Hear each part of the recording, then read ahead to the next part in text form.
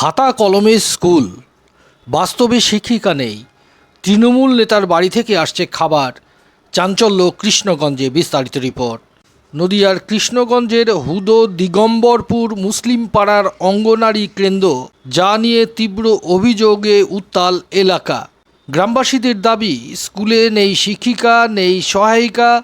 শিশুরা পড়াশোনা নয়, গাছতলায় বসে খেলা করে, অথচ কাগজে চলছে স্কুল।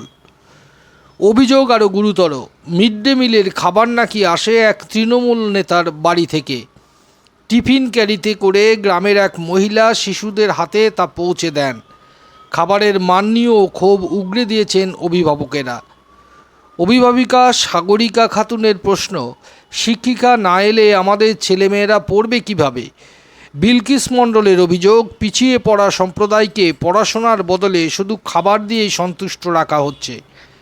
ফিরিজা বিবি জানান, 500 টাকার বিনিময়ে তিনি খাবার বহন করেন এবং স্বীকার করেন খাবার রান্না হয় দিদিমণির বাড়ি থেকে।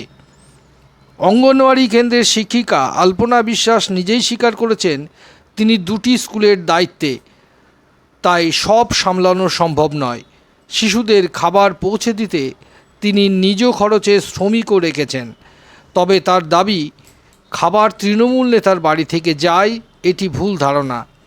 এদিকে অভিযোগের আঙুল উঠেছে প্রশাসনের দিকেও। বিজেপি নেতা অমিত প্রামাণিক বলেন, যেখানে পরিকাঠামোই নেই সেখানে স্কুল চালানো দুর্নীতির স্পষ্ট নমুনা। কৃষ্ণগঞ্জের প্রকল্প আধিকারিক শিলাদিত্য বাগচি স্বীকার করেছেন, কর্মীর অভাবেই শিক্ষার ক্ষতি হচ্ছে এবং দ্রুত শিক্ষিকা ও সহায়িকা নিয়োগের আশ্বাস দিয়েছেন।